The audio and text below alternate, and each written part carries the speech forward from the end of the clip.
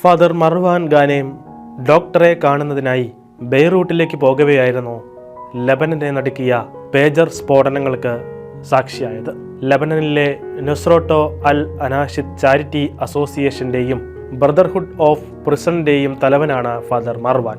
ലോകത്തെ നടുക്കിയ പേജർ സ്ഫോടനങ്ങൾക്ക് സാക്ഷിയായ വൈദികൻ ആ സമയത്തെ അനുഭവങ്ങളെക്കുറിച്ച് ഒരു മാധ്യമത്തിന് നൽകിയ അഭിമുഖത്തിൽ പറഞ്ഞത് ഇപ്രകാരമാണ്: മെഡിക്കൽ അപ്പോയിന്റ്മെന്റിനായി സഞ്ചരിച്ച ഞാൻ ഒരു ബൈക്ക് യാത്രികനോട് വഴി ചോദിക്കുവാനായി വാഹനം ഒതുക്കി.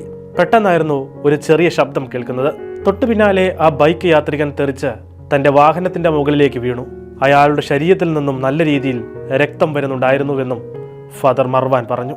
വ്യോമാക്രമണത്തിന്റെയോ മറ്റ് സ്ഫോടനത്തിന്റെയോ ശബ്ദമൊന്നും കേൾക്കാത്തതിനാൽ എന്താണ് സംഭവിച്ചതെന്ന് വൈദികന് മനസ്സിലായിരുന്നില്ല. വാഹനത്തിൽ നിന്നും ഇറങ്ങിയപ്പോൾ വൈദികൻ കണ്ട കാഴ്ച അനേകർ രക്തത്തിൽ കുളിച്ച് നിലത്ത് വീണ് കിടക്കുന്നതായിരുന്നു. അടുത്ത നിമിഷം ഹിസ്ബുള്ളകളുടെ കൈവശമുണ്ടായിരുന്ന പേജറുകൾ ഒന്നിനു പുറകെ ഒന്നായി പൊട്ടിത്തെറിക്കുകയായിരുന്നുവെന്ന് വൈദികൻ പറയുന്നു. ഗുരുതരമായി പരിക്കേറ്റ നിരവധി പേരെ വൈദികൻ ആശുപത്രിയിലേക്ക് എത്തിക്കാൻ സഹായിച്ചു.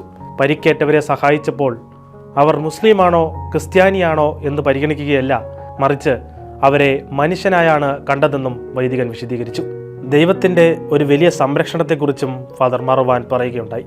സംഭവത്തിന് ശേഷം താൻ സന്ദർശിക്കുന്ന ഡോക്ടറുടെ ഓഫീസിലും ഒരു പേജർ പൊട്ടിത്തെറിച്ചിരുന്നുവെന്നും എന്നാൽ ഈ സമയം ഡോക്ടർ തന്നോടൊപ്പം തൊട്ടടുത്ത മുറിയിലായിരുന്നതിനാൽ ജീവൻ നഷ്ടപ്പെട്ടില്ലെന്നും വൈദികൻ വെളിപ്പെടുത്തി.